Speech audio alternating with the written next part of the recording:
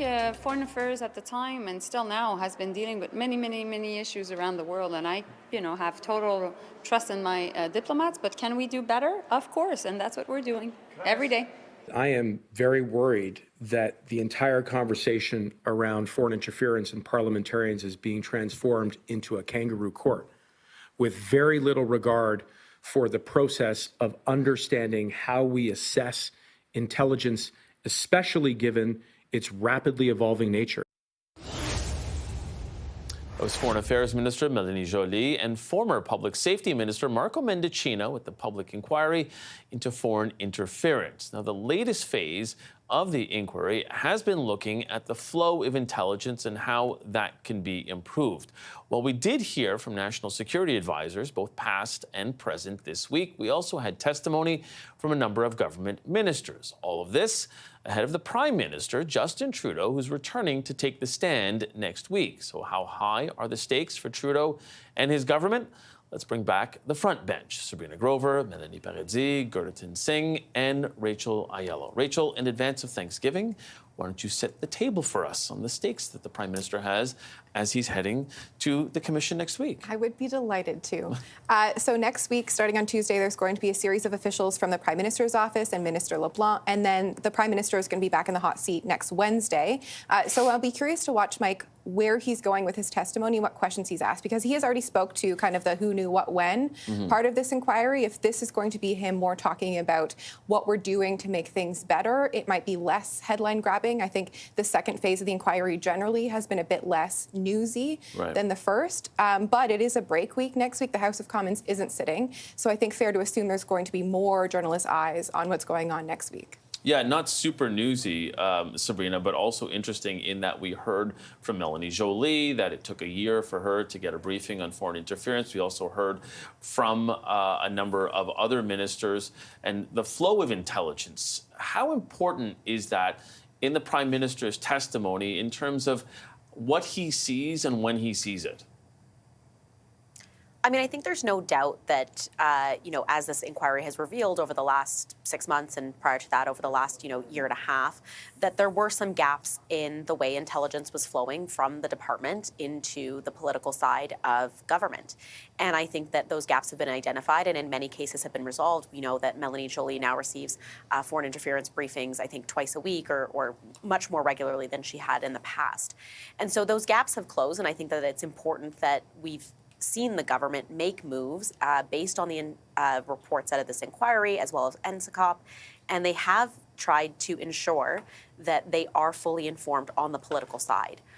What I think that the Prime Minister has to get at, and what I don't think we've seen enough of at the inquiry, is the role that parties must play and need to play in also closing some of those gaps. The parties are really responsible for communicating this to their nominee committees, to their leadership election committees, and I think we haven't had that conversation fully borne out, and I think that that is a significant gap in the foreign interference process. Melanie, talk a little bit about that, because we know that that had been signaled as a number of the nomination processes that, not to say were rife or ripe for the picking, so to speak, of foreign states, but certainly that there were vulnerabilities there. There absolutely are vulnerabilities through all levels of our elections, whether those are internal to political parties or provincial, even mayoral elections we've seen have potentially been impacted by foreign interference. I think that one of the things that I'm looking for next week, not just in the testimonies that we're going to see from ministers and from the Prime Minister, but I'm hoping that the government will take the opportunity next week to make some announcements about what their plan is to address foreign interference, because that's something that we really have not seen much of throughout this entire process. And this foreign interference inquiry has been going on for quite some time. The scandal itself has been going on for well over a year, and we've yet to have any concrete action of how we're going to resolve this. And we definitely need to resolve it before the next election. We keep talking about whether there will be an election in the next couple of weeks or months, whether the government will prorogue or if they'll fall and we'll be forced to go to the polls. But if we do that, it will be without having taken any steps to safeguard our elections against foreign interference. So I hope that next week we will see some announcements. There needs to be a person who is responsible for telling Canadians when foreign interference is happening and what it looks like and how it's impacting our elections, so that Canadians know to be on the watch for it. Yeah, and Gerritsen, I know in the first phase they'd spoken a lot about the different thresholds and when somebody would actually tell Canadians that either there was an attempt at interference or that there had been interference. What are you looking for in the testimony from the Prime Minister? And maybe pick up a little bit on what Melanie has talked about. Are you looking for the government to try and act? Because they have often said they're going to let Justice Og do her work and then maybe do something afterwards, while at the same time trying to safeguard the next election whenever it is. I think it's crucially important that we look at two factors. Yes, we must protect our elections, but we also must protect Canadians. We just heard at this Southeast Asian Nations Summit that there's a very tense interaction between the Prime Minister of Canada, Prime Minister Trudeau, and the Prime Minister of India, Prime Minister Narendra Modi. And we hear from this clear testimony or a statement from Minister of Foreign Affairs, Minister Jolie, that there has been no cooperation from the Indian government with regards to an assassination of a Canadian citizen on Canadian soil. And further, the minister stated that there's a continued threat to the lives of Canadians, that further attacks like this could happen to Canadians as a result of India's foreign interference. The stakes are incredibly high. And I feel like there's not enough gravity to look at the fact that these are Canadian lives who are at risk as a result of the actions of a foreign nation. And it's incredibly concerning, and there needs to be a lot more focus on this, yes, from an electoral perspective for sure, but lives are at risk, and we need to make sure people are protected from nations like India that are killing Canadians. And it's interesting, Rachel, because the ministers in that first phase, after the first phase, we heard from Dominic LeBlanc, we heard from the Prime Minister, and all of them, not to say sounding the alarm, but certainly saying, no, this is a priority for us. And not that it's sort of gone to the back burner, and I'm not for any minute suggesting that they're not doing the work on it, but it doesn't really feel like it to Canadians, I think, when you consider the announcements or lack thereof. They have done the foreign agent registry. I think we'll give them that. That was helped along by other parties agreeing that was an important thing to do. But this has been something that I have kind of been like wringing my hands about since the scandal kind of broke, is this question of the government has outlined the laundry list of things that they have done, like the site task force, to try to guard against some of this stuff.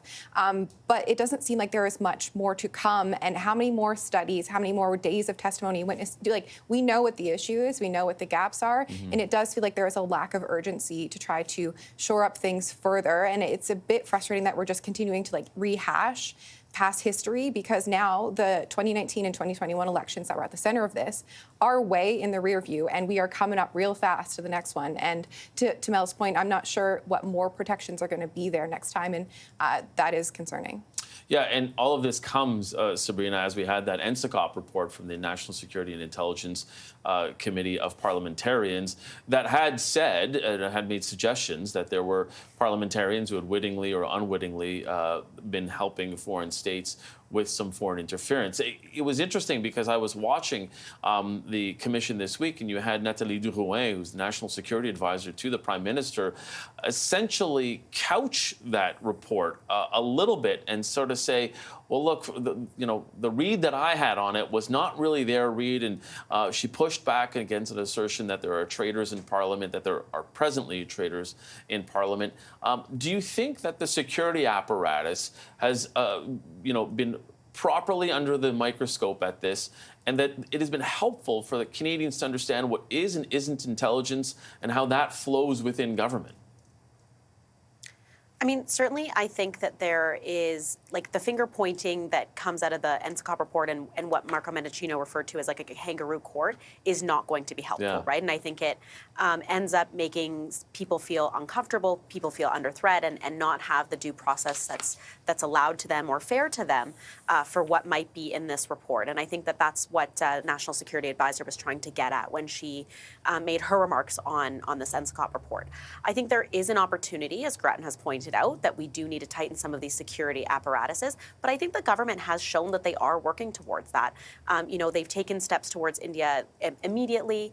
At the beginning of this, very out of lockstep with the United States, which then came around and said that they had the same concerns. So I don't think that it's fair to say that the government hasn't done anything about this. I think they've done several things about this, and they have closed a lot of those loopholes as well on the flow of intelligence and information. I think what I'd like to see out of the Prime Minister next week is to continue to to reassure Canadians that the democratic institutions that they trust and believe in are intact and that their next election will be protected. And this idea of who's to communicate foreign interference to Canadians, I still find that quite nuanced because, you know, what information do Canadians need that's actually going to move them along that, again, is different than what parties need to protect themselves in a nomination process or like on the ground during an election? Okay, unfortunately, we're going to have to leave the conversation there. I promise, though, we can pick this up next Friday if everybody agrees. Sabrina Grover, Melanie Paradis, Guratan Singh, thank you all for being here. Have yourselves a great weekend.